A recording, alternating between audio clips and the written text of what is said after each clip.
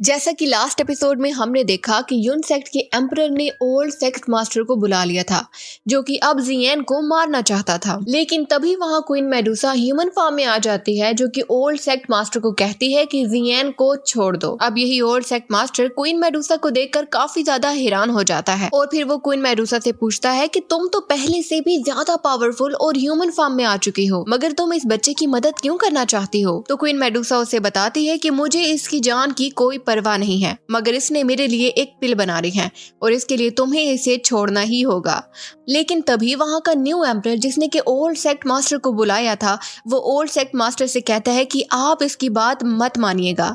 लेकिन तभी old sect master उससे कहता है कि तुम खामोश रहो, क्योंकि वो जानता था कि क्वीन मेडुसा बहुत ज्यादा पावरफुल है और उसके सामने टिकना तो ओल्ड सेक्ट मास्टर के भी बस की बात नहीं है। इसलिए वो क्वीन मेडुसा को जियेन के साथ जाने की इजाजत दे देता है। अब यहाँ जियेन क्वीन मेडुसा के साथ वहां से बाहर आ जाता है। अब जियेन के जाने के बाद इस एम्परर और ओल्ड सेक्ट मास्टर के दरमियान कुछ बातें होती हैं और जब उसे पता चलता है कि जियेन जी क्लैन से बिलोंग करता है और उसके फादर जीहान है, तो तभी ये ओल्ड सेक्ट मास्टर एक इविल स्माइल देता है। नेक्स्ट सीन में हमें दिखाया जाता है जहाँ नयान बहुत ज्यादा उदास है, वो रो रही है, लेकिन तभी यूजी उसके पास आकर उसे संभालती है और वो उसे मोटिवेट करती है। यहाँ जियेन क्वीन के साथ जा रहा था कि तभी वहाँ आइस एम्परर और शैडो मैन भी आ जाते हैं। आइस एम्परर का जियेन को 3 साल तक प्रोटेक्ट करने का एग्रीमेंट पूरा हो चुका था और अब टाइम आ गया था कि उसे जियेन से अलग होना था। ये सीन बहुत ज्यादा इमोशनल था और जियेन आइस एम्परर को अलविदा कहते हुए बहुत ज्यादा परेशान हो जाता है। यहाँ शैडो मैन भी जियेन से कहते हैं कि मेरा मिशन पूरा हो चुका है, मुझे अब जाना ही होगा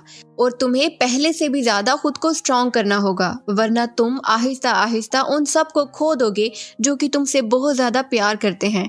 उसकी इस बात का क्या मतलब है ये तो उसने नहीं समझाया और वो वहां से चला जाता है। यहाँ क्वीन मेडुसा जियेन से कहती है कि तुम्हें मेरे लिए रोंगलिंग पिल बनानी होगी ताकि मैं मुकम्मल तौर पर रिकवर हो जाऊं, और अगर तुमने मेरे लिए ये काम 1 साल के अंदर अंदर नहीं किया तो मैं तुम्हें मार डालूंगी। जियेन उससे डरता तो नहीं है, मगर हाँ वो उसका लिहाज जरूर करता है, तो वो उसकी बात मान जाता है क्योंकि उसे अपने मास्टर को भी तो जगाना था और उन्हें जगाने के लिए भी उसे ये पिल बनानी ही थी, तो वो क्वीन मेडुसा की बात मान जाता है। जियेन को ये पिल बनाने के लिए डिफरेंट इंग्रेडिएंट्स चाहिए थे और उनको ढूंढने के लिए वो फॉरेस्ट, शॉप और भी बहुत सी जगहों पे जाते हैं, मगर उन्हें वो कहीं पे नहीं मिलते। अब जब ये दोनों ढूंढ ही रहे होते हैं तो सीन में दिखाया जाता है कि जियेन तो काम कर रहा है, वो पिल के इंग्रेडिएंट्स को ढूंढ रहा है, जबकि क्वीन मेडुसा आराम से बैठी हुई है। और ये सीन भी काफी मजेदार था कि जियेन एक लड़की की हेल्प के लिए क्या कुछ नहीं कर रहा है। वो दोनों पिल के लिए इंग्रेडिएंट्स को ढूंढते रहते हैं, लेकिन तभी जियेन देखता है कि क्वीन मेडुसा के पाँव में कुछ भी नहीं है, उसने शूज नहीं डाले हुए। अब ये दोनों एक शूज की शॉप पे जाते हैं जहाँ जियेन क्वीन मेडुसा के लिए शूज देखने लगता है। वहाँ शॉप में मौजूद लड़की क्वीन मेडुसा को जियेन की वाइफ समझकर उसे चिढ़ाने लगती है, लेकिन इस बात पर क्वीन मेडुसा को बहुत ज्यादा गुस्सा आ जाता है। वो शॉपकीपर की तरफ गुस्से से देखती है और तभी वहाँ पे पड़ा जार टूट जाता है। अब शॉपकीपर को समझ आ जाती है कि क्वीन मेडुसा कितनी पावरफुल है। वो तभी एक सीक्रेट डोर को खोलती है, ऐसा लगता है कि जैसे वो किसी स्पेशल फोर्स को बुलाना चाह रही है, मगर तभी जैसे ही वो डोर खुलता है तो उसमें से एक बहुत ही कॉस्टली शू बाहर आता है। अब ये शॉपकीपर क्वीन मेडुसा से कहती है कि आप जैसी पावरफुल लड़की के लिए ऐसा ही शूज होना चाहिए। क्वीन मेडुसा को वो शूज पसंद आ जाते हैं और वो उन्हें पहन लेती है। इसके बाद शॉप में एक आदमी एक लड़की के साथ आता है। अब ये आदमी शॉपकीपर को चाकू से डराता है और उसे एक साइड पर करके उस लड़की से कहता है कि तुम्हें जो भी शूज पसंद है तुम ले सकती हो। अब ये लड़की जब क्वीन मेडुसा के पाँव में इतने प्यारे शूज देखती है तो वो कहती है कि मुझे तो यही लेने हैं, और फिर वो क्वीन मेडुसा से कहती है कि इन्हें उतार दो, मगर क्वीन मेडुसा भी वो देने के लिए राजी नहीं थे। अब ये आदमी सामने आकर क्वीन मेडुसा से कहता है कि इन्हें उतार दो, मगर जियेन इस आदमी को रोकने की कोशिश करता है, लेकिन ये आदमी बहुत ज्यादा पावरफुल था। वो जियेन को क्वीन मेडुसा के पास फेंकता है। जियेन के लिए ये काफी एम्बैरेसिंग था। इसके बाद क्वीन मेडुसा पहले तो जियेन को दूर करती है और उसके बाद उस आदमी को पीट डालती है, जिससे सब समझ जाते हैं कि क्वीन मेडुसा कितनी ज्यादा पावरफुल है।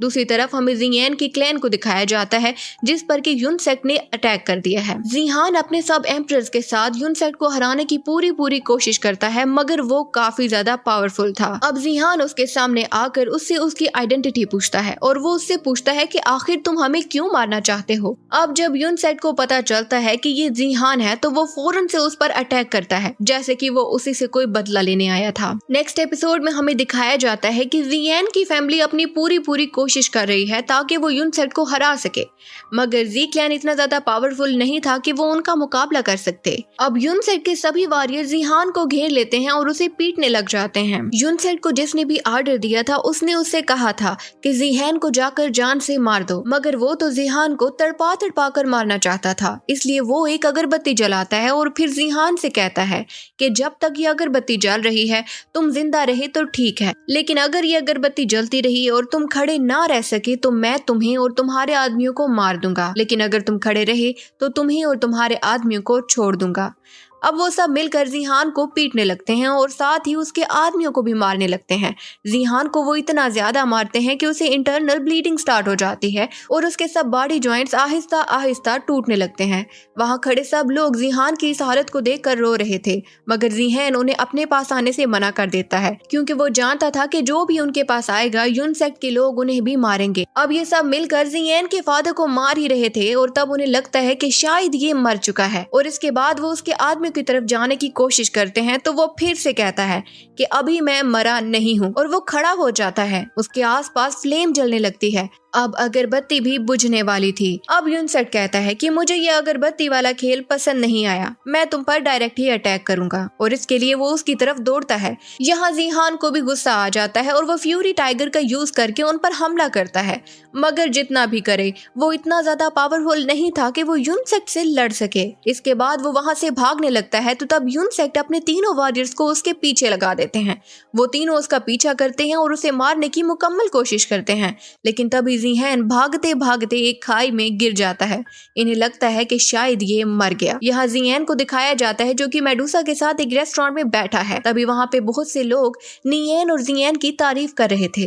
वो उनकी बातें कर रहे थे और कह रहे थे कि जिहान काफी ज्यादा पावरफुल है और उसकी हेल्प करने के लिए तो दो ओल्ड मास्टर और क्वीन मेडुसा भी आ गए। वो एक दूसरे को बताते हैं कि जिहान ने अल्केमिस्ट गाइड में फर्स्ट रैंक हासिल कर लिया है। वो सब जिहान से काफी ज्यादा इम्प्रेस्ड थे।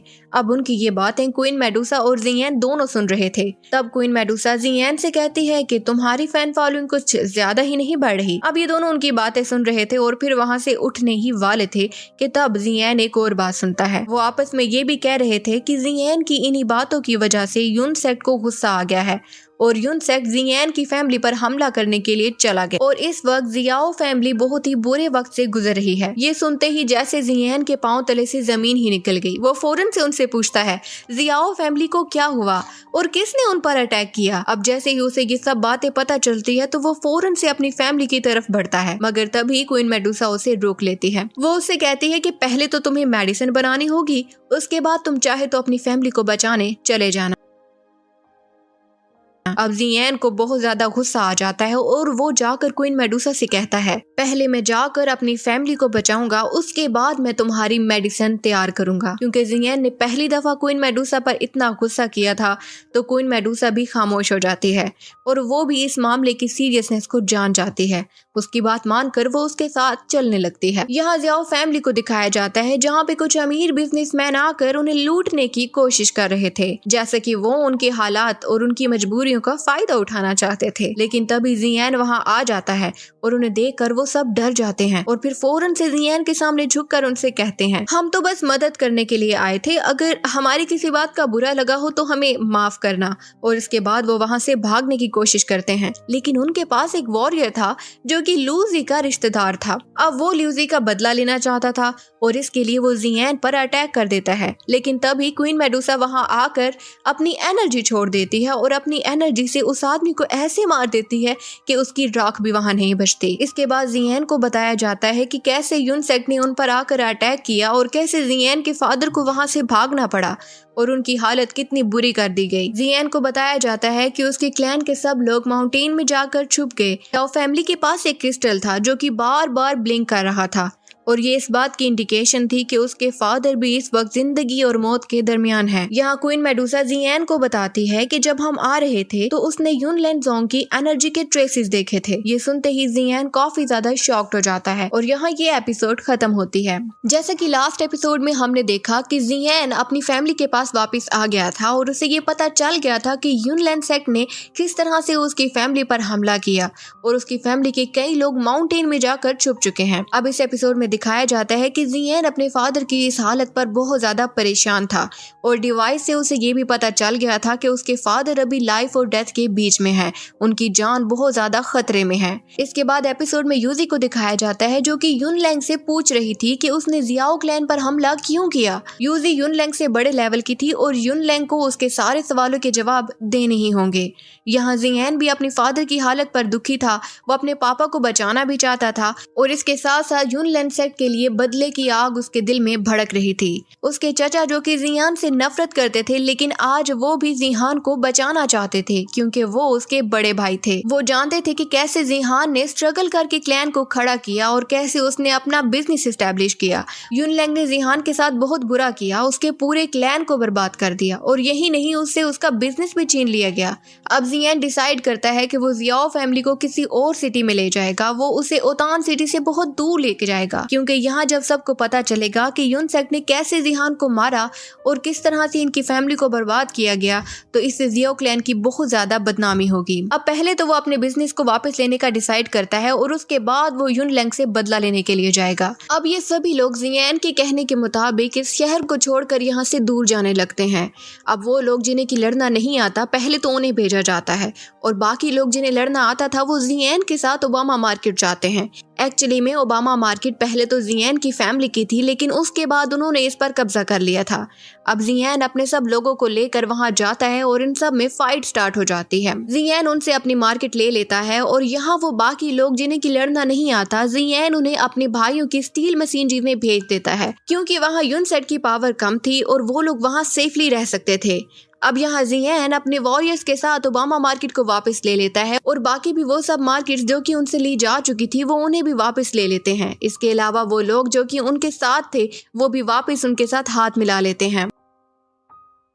इसके बाद जियान बाकी सब वॉरियर्स के साथ मीटिंग करता है और उन सब से कहता है कि जिन जिन मार्केट्स पर हमारा हक था हम वो ले चुके हैं। अब आप सब लोग मेरे भाइयों की मशीनरीज में जा सकते हैं, वहां जाकर आप जी क्लैन की दोबारा से शुरुआत करेंगे। अब ये सब लोग जियान से पूछते हैं कि आप हमारे साथ नहीं आएंगे, तो जियान कहता है कि नहीं, मैं पहले तो जाकर युन सेक्ट से अपने फादर का और अपने क्लैन का बदला लूंगा, अपने फादर को उनसे बचाऊंगा और उसके बाद ही मैं वहाँ आऊंगा। इसके बाद जियान क्वीन मेडुसा के साथ युन की तरफ जाता है जहां रास्ते में क्वीन मेडुसा उससे वादा करती है कि वो उसकी जान जरूर बचाएगी। क्योंकि ये दोनों उड़कर युन सेक्ट की तरफ जा रहे थे इसलिए सब लोग इन्हें देख सकते थे। यहाँ आइस टेम्पलर भी इन्हें देख लेता है और उसे पता चल जाता है कि जियान की जान खतरे में है तो वो भी उनके पीछे जाने लगता है। दूसरी तरफ हमें युन सेक्ट में यूजी को दिखाया जाता है जो कि युनलैंग से कुछ सवाल पूछ रही थी और उनसे उसे आंसर्स चाहिए थे। अब युनलैंग उनके सामने अपनी घिसी पिटी एक्सप्लेनेशन देता है कि जियान ने मोचेंग को मारा था और उसका बदला लेने के लिए मैंने जाकर जियाओ फैमिली पर अटैक किया है, लेकिन ये सब तो झूठ था, ऐसा नहीं था, बल्कि असल गुस्सा तो वो 3 ईयर एग्रीमेंट का निकाल रहा था।